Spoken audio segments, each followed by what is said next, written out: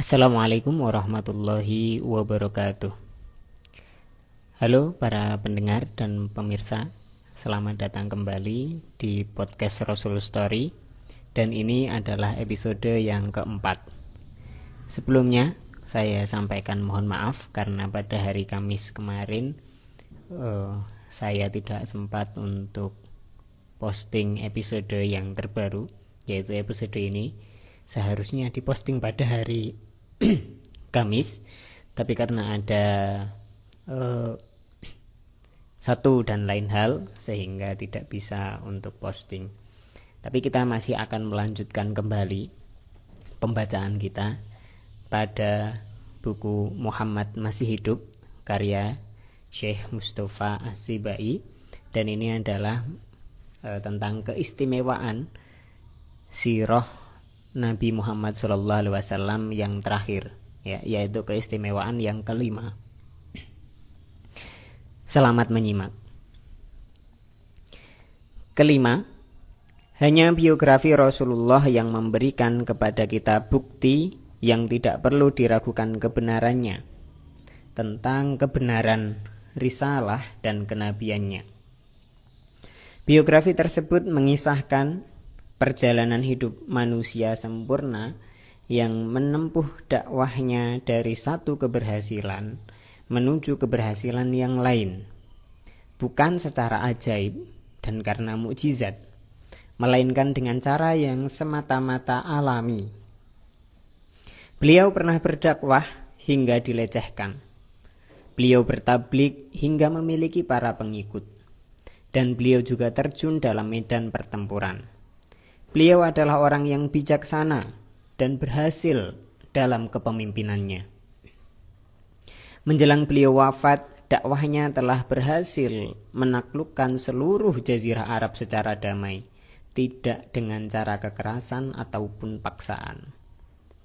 Dari sirah ini kita mengetahui tradisi-tradisi dan kepercayaan-kepercayaan yang dianut orang-orang Arab, serta upaya mereka dalam menentang dakwah Nabi SAW, mulai dengan berbagai macam perlawanan hingga rencana pembunuhan.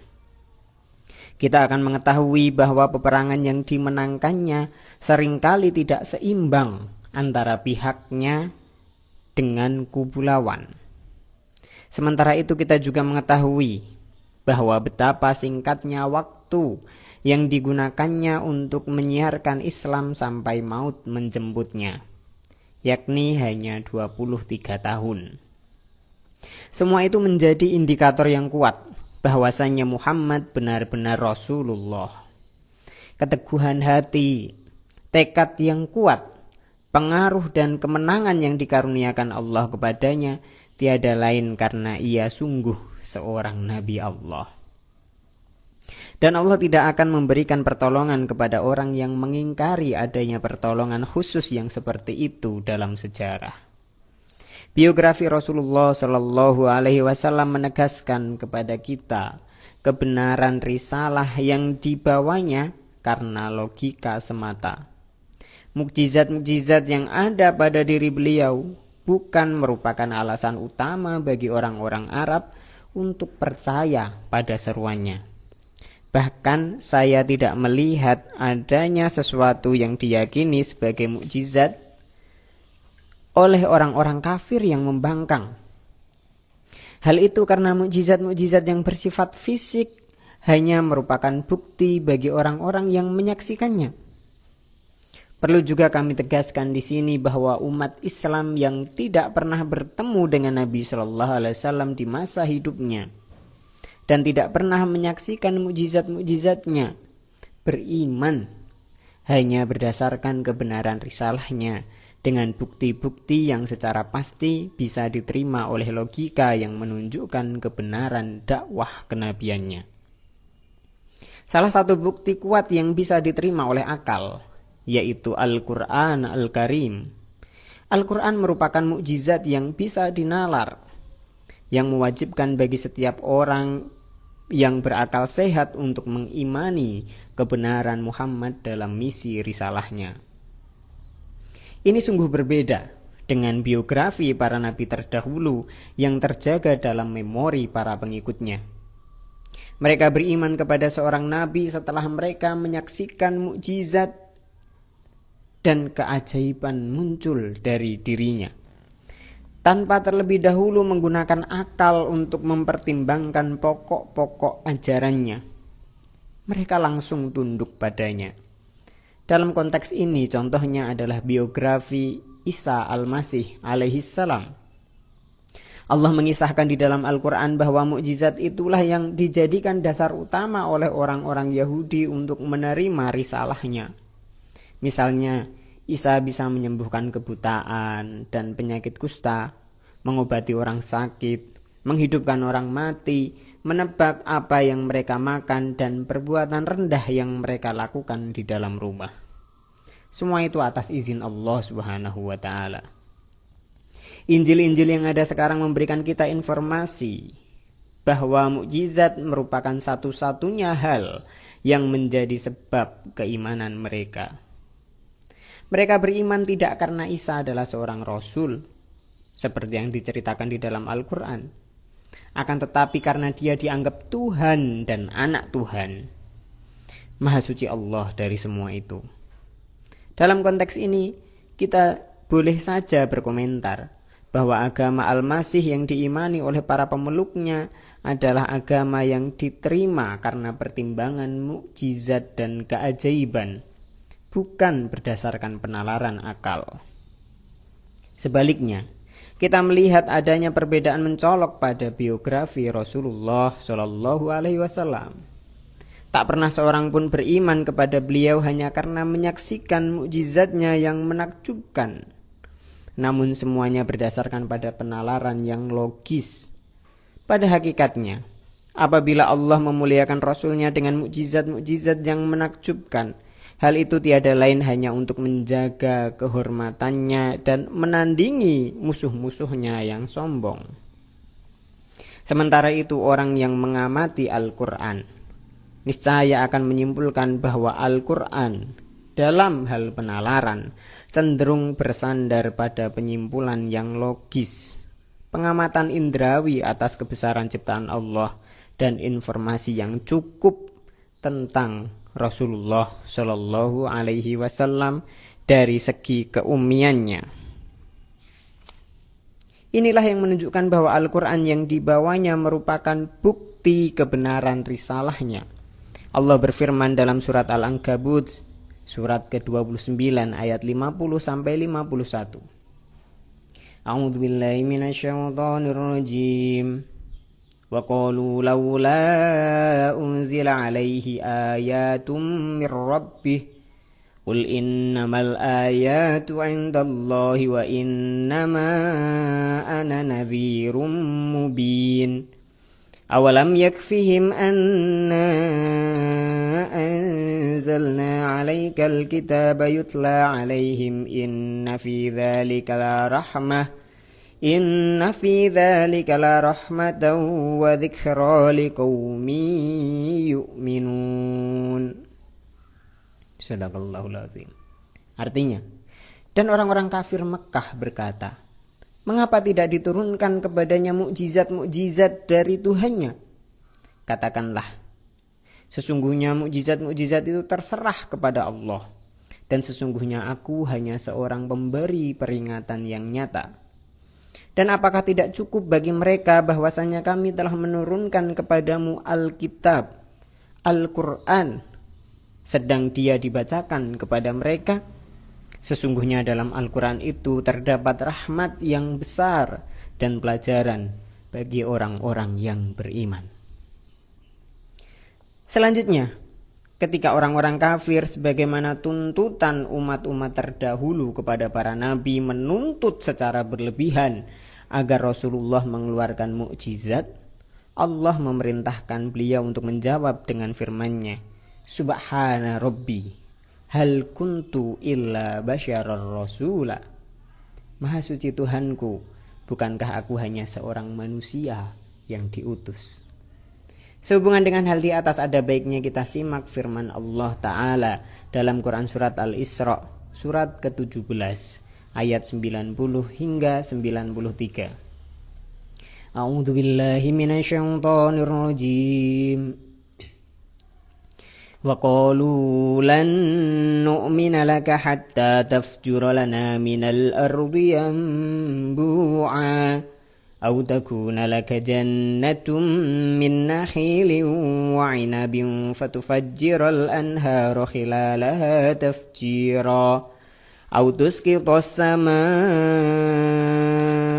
kama za'amta 'alaina kisafan أو تأتي بالله والملائكة قبيلا أو يكون لك بيت من زخرف أو ترقى في السماء ولن نؤمن لرقيك حتى تنزل علينا كتابا نقرأه قل سبحان ربي هل كنت إلا بشرا رسولا.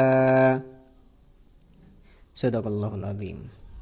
Dan mereka berkata, kami tidak akan beriman kepadamu Muhammad sampai engkau pancarkan mata air dari bumi untuk kami, atau engkau mempunyai kebun kurma dan anggur lalu engkau alirkan sungai-sungai dengan deras di celah-celahnya, atau engkau turunkan langit di atas kami sebagaimana yang engkau janjikan, atau engkau datangkan Allah beserta malaikat-malaikatnya agar berhadapan dengan kami, atau sampai engkau mempunyai rumah yang terbuat dari emas, atau engkau naik ke langit. Kami tidak akan beriman akan kenaikanmu itu, kecuali jika engkau dapat menurunkan sebuah kitab yang dapat kami baca. Jawablah Muhammad, Maha suci Tuhanku, bukankah aku hanya seorang manusia yang diutus? Demikianlah Al-Quran menetapkan dengan jelas dan seksama bahwa Muhammad hanyalah manusia yang diberi risalah. Misi risalahnya tidak didasarkan pada hal-hal yang menakjubkan, tidak pula pada mukjizat-mukjizat, akan tetapi beliau ingin mengajak dialog dengan akal dan hati. Para pendengar dan pemirsa yang membaca saya, para pendengar dan pemirsa podcast Rasul Story yang dimuliakan Allah, ini adalah keistimewaan yang kelima dan yang terakhir yang disampaikan dalam buku Muhammad Masih Hidup ini. Mungkin kita bisa mengkorelasikan dengan keistimewaan yang sebelumnya, yaitu sifat-sifat kemanusiaan Nabi Muhammad SAW, bahwa kisah perjalanan hidup beliau mengisahkan beliau sebagai seorang manusia. Beliau hidup seperti seorang manusia. Beliau makan, beliau minum, beliau menjalani hidup seperti manusia. Beliau bisa merasakan bahagia, beliau juga mengalami musibah, beliau berjuang sampai terluka, beliau juga berhasil dengan ikhtiar dan usaha yang beliau kerjakan. Nah, itu semuanya memiliki nilai yang sangat positif, yaitu kita sebagai manusia bisa mencontoh jalan hidup beliau, bisa meniru akhlak perbuatan beliau, meniru bagaimana beliau hidup, meniti jalan hidup beliau, karena beliau adalah seorang manusia. Selain itu, yang bisa kita garis bawahi dalam keistimewaan yang kelima ini adalah tentu para nabi Allah Subhanahu wa taala karuniai mukjizat. Tapi seringkali orang yang meminta ditampakkan mukjizat itu justru adalah orang-orang yang tidak beriman.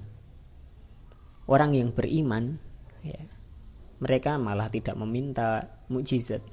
Jarang sekali orang yang sudah beriman meminta mukjizat. Yang kebanyakan meminta mukjizat adalah orang yang enggan untuk beriman. Dan permintaan mereka atas mukjizat itu adalah justru indikasi bahwa mereka tidak mau beriman. Mereka beralasan. Mereka sedang beralasan, mencari-cari alasan. Tunjukkan mukjizat. Tapi dalam hati mereka, engkau tidak akan mampu menunjukkan karena engkau bukan nabi, engkau bukan rasul. Dan ketika sudah ditunjukkan, mereka juga akan mengatakan ini hanya sihir. Ya. Tapi hebatnya Nabi Muhammad SAW, selain dikaruniai mukjizat-mukjizat fisik, Nabi SAW punya mukjizat terbesar, yaitu Al-Quran. Tahukah para pendengar dan pemirsa, apa keistimewaan mukjizat Al-Quran dibandingkan mukjizat-mukjizat yang lain? Keistimewaan mukjizat Al-Quran. Al-Quran adalah mukjizat yang ilmiah.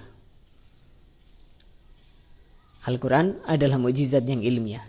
Ketika mukjizat-mukjizat yang lain itu berakhir dalam sebuah cerita, mukjizat Al-Quran justru mengisahkan mukjizat-mukjizat itu dan mengisahkan banyak hal, menyampaikan banyak hal. Kemudian pembuktiannya ada di zaman yang setelahnya.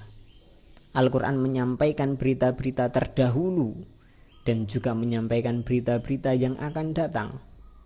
Sehingga manusia yang mau berpikir, mau merenung, mau mengamati, mau menggunakan akalnya, mau menggunakan hatinya, dia akan mendapati kebenaran itu ada di dalam Al-Quran. Al-Quran menyampaikan berita sehingga ketika orang yang hidup di masa setelahnya akan melihat, oh ternyata benar apa yang disampaikan di dalam Al-Quran. Dan itu menunjukkan bahwa Al-Quran benar-benar turun dari Allah Subhanahu wa Ta'ala. Dan Al-Quran juga mukjizat yang logis, karena Al-Quran mengajak umat untuk berpikir, mengajak umat untuk melihat alam semesta dan merenunginya, sehingga mereka dengan akal dan hatinya, dengan pikirannya dan nuraninya akan dibimbing menuju jalan yang benar, yaitu beriman kepada Allah Subhanahu wa Ta'ala dan meniti jalan hidup Rasulnya Shallallahu Alaihi Wasallam. Semoga dari keistimewaan-keistimewaan yang telah disebutkan di dalam buku ini, kita bisa semakin yakin dan beriman kepada baginda Nabi Shallallahu Alaihi Wasallam.